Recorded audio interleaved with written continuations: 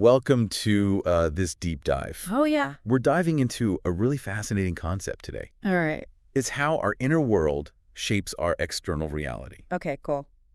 We're going to be checking out this article called Reflections of the Soul from a website called The Spiritual Seek. Okay. So get ready for some mind-bending ideas as we kind of explore this concept through philosophy and spirituality. That's a pretty rad idea, right? Like, we're not just talking about, positive thinking here or the law of attraction. Yeah. It's way deeper than that. Yeah. Like, think about this. Our deepest beliefs. Right. Our perceptions, even. Our unconscious thoughts. Our unconscious thoughts. Shaping the world around us. Yeah. Okay, so the article starts off Okay. with this idea of inner versus outer evolution.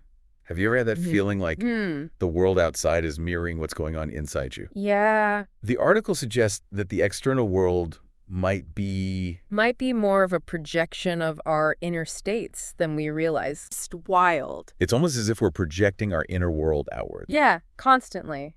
Right.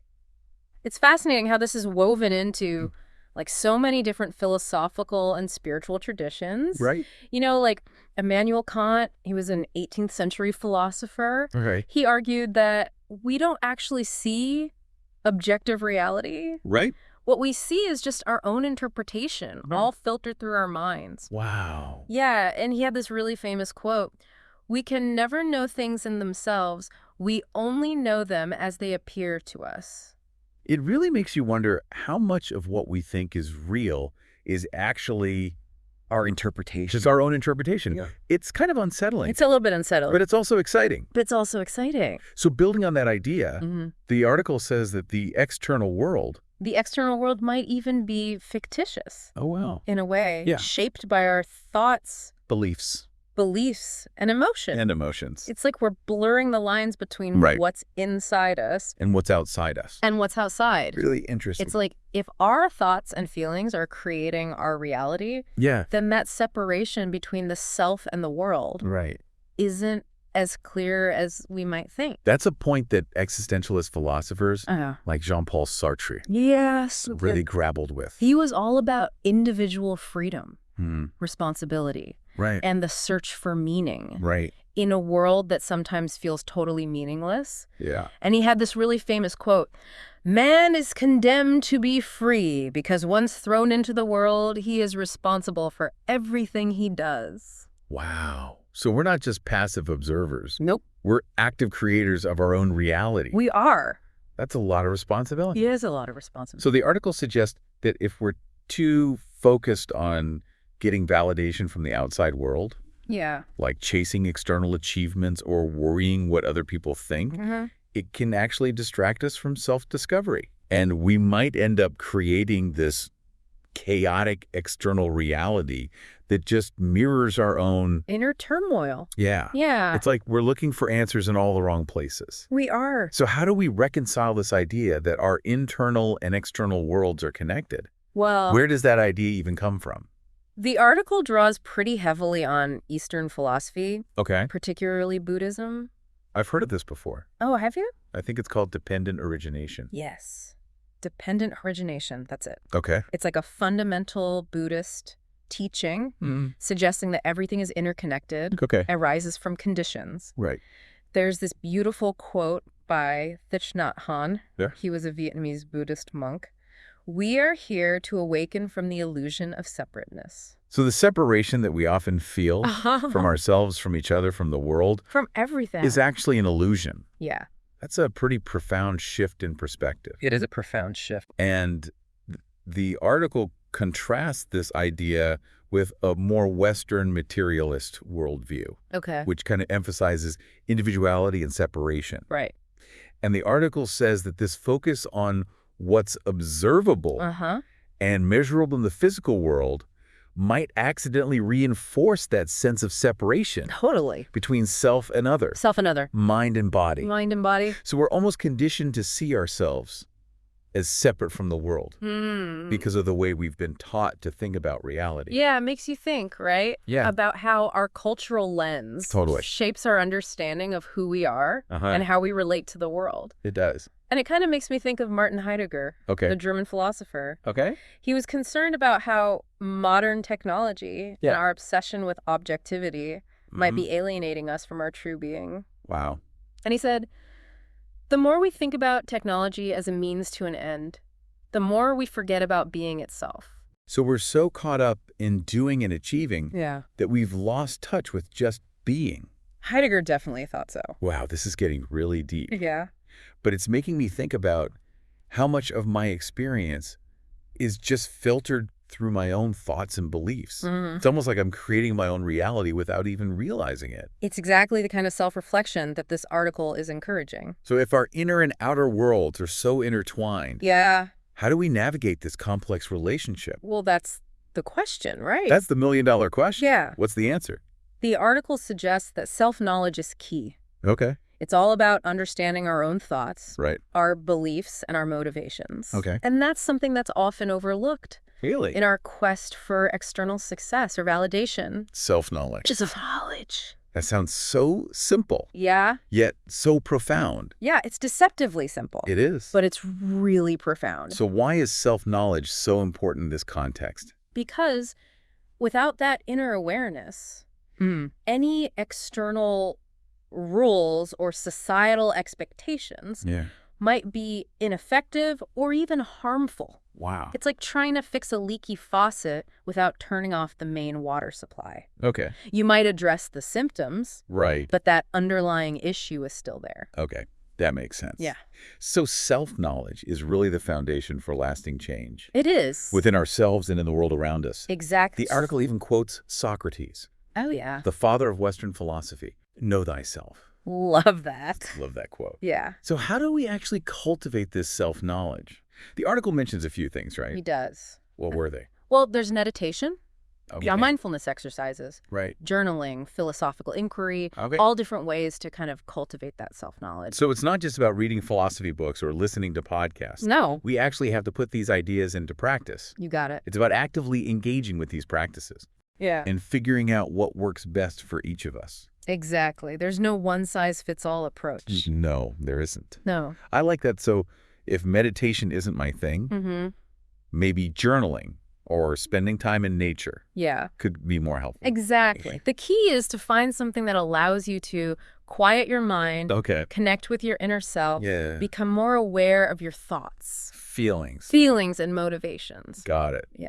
What about Carl Jung's idea of individuation? Yeah. What about it? What's that all about? So individuation, according to Jung, it's the process of integrating the different parts of ourselves, including our shadow selves, to kind of achieve wholeness. Oh, wow. And he has this great quote, "Your vision will become clear only when you look into your heart.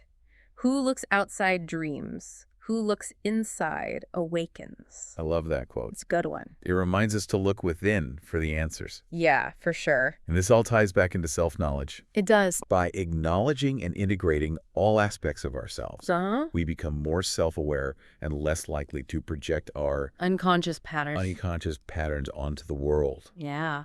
All this makes me think about all the times I've blamed other people for things that were really my own issues. Yeah. It's like I was projecting my own shadow onto them without even realizing it. We all do it. Really? The article suggests that becoming aware of our shadow selves is crucial Okay. for taking responsibility for our thoughts, feelings, and actions. So self-knowledge is not just about understanding our thoughts and beliefs. No. It's also about recognizing and integrating Those darker.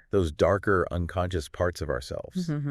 It's about embracing the complexity of who we are. Exactly. The article also talks about Friedrich Nietzsche, Oh, a yeah. philosopher who was really interested in self-overcoming Yeah. and personal transformation. It's a big one. He said, "He who has a why to live can bear almost anyhow." That's a powerful reminder that understanding our purpose, Our why our why, gives us strength right? to face challenges and overcome obstacles. It's like our purpose becomes this anchor, grounding us in the storms of life. Yeah. When we have that clear sense of purpose, Yeah. we're less likely to be swayed by those external pressures or lose ourselves in the pursuit of those fleeting desires. Yeah. It's about aligning our actions with our values Yeah. and living a more authentic life. Exactly. So how do we connect all this back to the idea of cultivating inner awareness? Well, practices like meditation and mindfulness help us connect with our inner selves. They allow us to kind of become aware of our thoughts, our feelings, cultivate a sense of presence and clarity. It's about quieting the mind. It is. And tuning into that deeper wisdom that's inside all of us. That resides within each of us. The article brings in another person here. Okay. Eckhart Tolle. Eckhart Tolle. Yeah, the master of the present moment. That's him. He emphasizes the importance of living fully in the present moment. Yes, he does. And he famously said, realize deeply that the present moment is all you ever have. That's a good one. It's about letting go of the past, not worrying about the future, and just being fully present. In this moment. It sounds so simple. Simple, but challenging. But so challenging. Right. And the article connects this back to the idea of breaking free from past conditioning, future anxieties, to achieve inner clarity. Achieve inner clarity. It's about embracing the now. Now. This is all starting to come together. It is. By cultivating inner awareness, we gain this deeper understanding of ourselves. We do. Our thoughts, emotions, and motivations. Exactly. And that self-awareness helps us make more conscious choices, act in alignment with our values, and create a more fulfilling life. Create a more fulfilling life. Aligning our inner and outer world. Aligning our inner and outer worlds. It's not about denying the external world. Yeah. It's about understanding how our internal world shapes our experience of it. It really is. Okay, so the article introduces something called the duality test. A test. A test. Okay. Tell me more. It's designed to help us see how much duality, that tendency to see things in terms of opposites, influences our thinking. Duality. Duality. We talked about that earlier with the differences between Eastern and Western philosophy. Western philosophies. Yeah. Right. So this duality test helps us figure out how much this dualistic thinking is present in our own lives. Okay. It's not about labeling ourselves good or bad or anything. Right. It's about gaining self-awareness. So this is more like a tool. Yeah. For prompting us to examine our own beliefs, how they might be influencing our experiences. Exactly. I love that it empowers us to take ownership of our own thinking, make conscious choices about how we want to see the world. Right. All right. Oh. I'm ready to take the test. Okay, you ready? What do I have to do? Okay, so the article provides a bunch of statements. Okay. And you simply just think about them and figure out which ones really resonate with you. Okay. And then based on how many of these statements you relate to, you'll get a sense of how much duality is shaping your worldview. So this is more of a tool for introspection. It is. Okay. It is. I like that. Yeah. Okay, hit me with those statements. Okay, here's the first one. Questioning everything is wrong behavior. That's a tough one. Yeah, it's a tough one. Right out of the gate. What about you? Do you think that questioning everything is wrong? Oh, man. It's a big one. I think we should approach this with a sense of curiosity. Yes. And openness. Openness. Rather than judgment. Yeah. There are no right or wrong answers here. Exactly. It's about understanding our own beliefs. Our own beliefs. And how they shape our reality. Shape our reality. Okay, let's move on to the next statement. Okay. What's number 2? Here's number 2. Life is a constant battle between opposing forces. Okay. Think about that. Think about if you see life as this constant struggle between good and evil. Good and evil? Light and darkness. Light and darkness. Or if you have more of a nuanced perspective. Yeah. I think that's a question that a lot of people grapple with. It is. Do we see the world in black and white or in shades of gray? Yeah, it's a big one.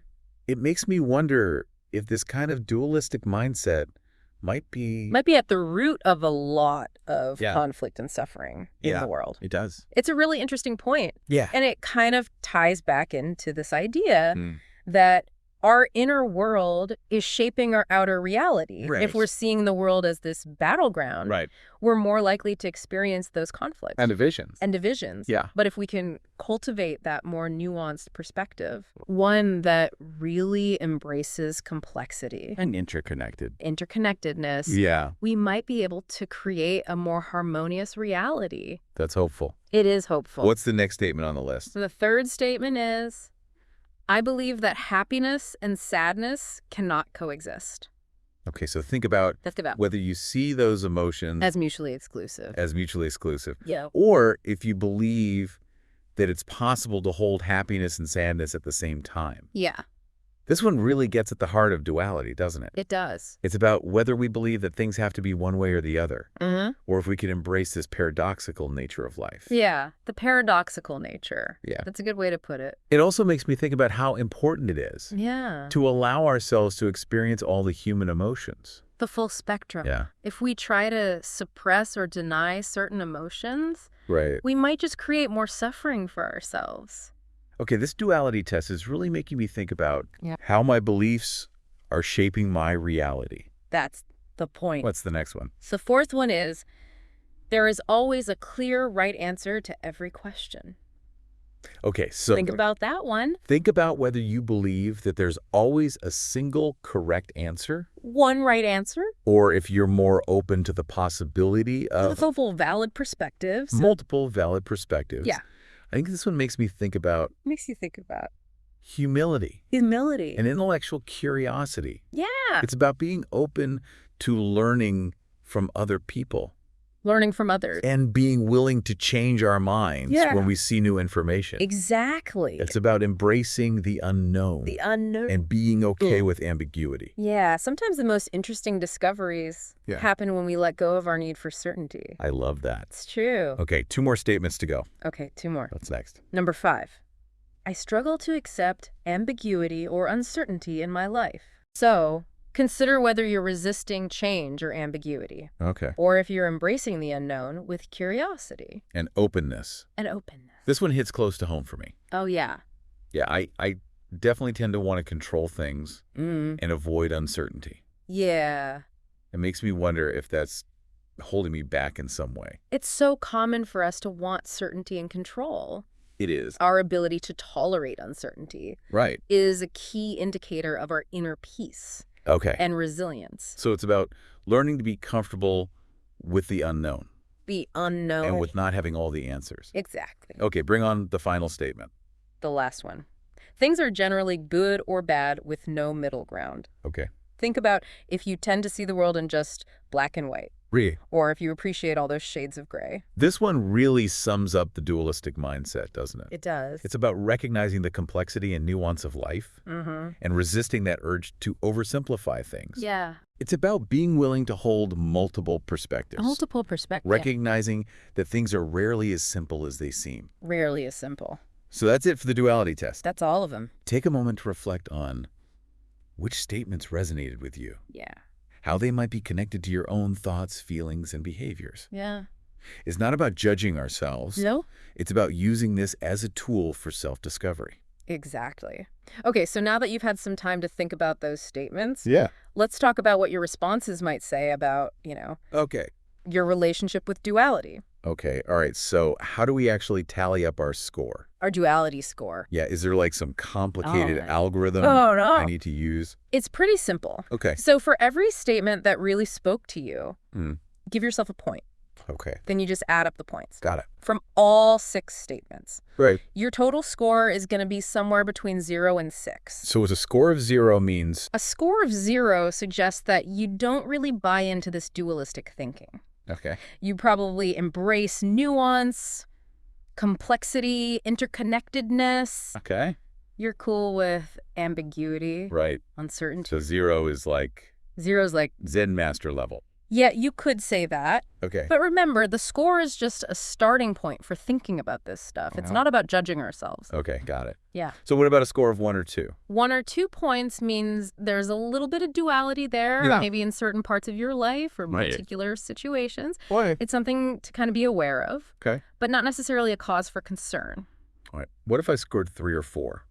3 or 4 suggests a more significant influence of dualistic thinking. Okay. You might find yourself, struggling with that black and white thinking, having a hard time accepting ambiguity. It's more of a pattern. Yeah, it's becoming more of a pattern. That could be impacting my life.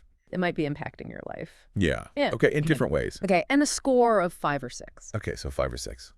That's the duality is my jam category. You can say that. Yeah, A score of 5 or 6 suggests that you are really immersed in dualistic thinking. got it. This might look like, rigid beliefs, Okay. strong judgments, or a tendency to just see things in terms of opposites. Okay, so now that we have a sense of our score, Yeah. what do we do with this information? That's where the real work begins. Okay. The article doesn't really give us, Okay. specific interpretations or advice based on your score. Right. It leaves it up to you to think about. So it's more about sparking a self-awareness It is. than providing a definitive diagnosis. It's about encouraging us to look at our beliefs, Right. how they might be shaping our experience. I love that it empowers us to take ownership of our own thinking Exactly. and make conscious choices about how we want to see the world. And it brings us back to that key message of the article. Which is? True evolution starts within each of us. It does. By cultivating self-awareness, Yes. we can start to dismantle the dualistic thinking that creates separation and suffering. Right. It's not about changing the world out there. Nope. It's about transforming our inner world. Our inner world. Which then creates ripples outwards. It does. As we kind of shift our perspective from separation to interconnectedness. Yeah. Judgment to compassion. Fear to love. Fear to love. Yeah, we create a more harmonious, more fulfilling and fulfilling reality. For ourselves and for everyone around us. I like that. It's about recognizing that we're all connected and our individual actions have an impact on the collective. That's a powerful thought. It is a powerful thought. It makes me think about the responsibility we have to cultivate those positive qualities within ourselves so we can contribute to a more positive world. And that responsibility starts with self-awareness. Self-awareness, yeah. By understanding our thoughts, our feelings, our motivations, we can make more conscious choices about how we want to show up in the world. It's like that Gandhi quote. Which one? Be the change you wish to see in the world. Yeah. It all starts with us. It does. This has been such an eye-opening conversation. It has. We've explored the connection between our inner and outer worlds, the power of self-knowledge, and that transformative potential of cultivating inner awareness. Transformative potential. We even challenged ourselves with the duality test. We did. To see how much dualistic thinking might be shaping our own worldview. It's been a really fascinating journey of exploration. It has. And I'm curious to know what our listeners are taking away from all this. Me too. What are you personally finding most interesting? What's really resonating with you? You know what really struck me? Yeah. Was this idea that the world we experience is largely a reflection of our internal state. Yeah. That's both empowering and a little bit daunting. It is. Right. It really challenges us to take responsibility for our thoughts. Beliefs and actions. Yeah. It also makes me wonder about the power of collective consciousness. Oh, yeah. If our individual thoughts and feelings can shape our reality, what happens when we all come together with a shared intention? That's a great question. Yeah. I think there's more and more evidence that suggests that our collective thoughts and emotions really do have an impact on the world around us. That's fascinating. It is. It makes you wonder what we could accomplish if we all focused on cultivating peace, compassion and love within ourselves. It's a beautiful vision. And I think it's something worth striving for. Yeah. The more we embody these qualities in our own lives, the more we're contributing to a more harmonious to loving world. And loving world.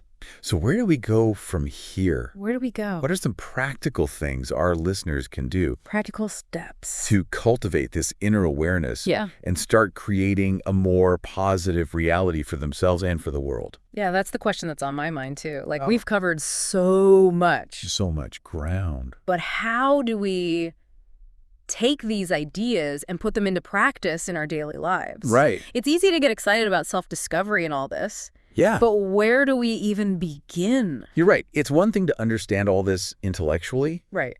But it's another thing to live it. Right. It takes effort. Okay. And patience. So it's not just about reading about self-awareness. No. Or taking a personality test. No, it's about actually doing it. We have to actually put these ideas into practice. Oh, yeah.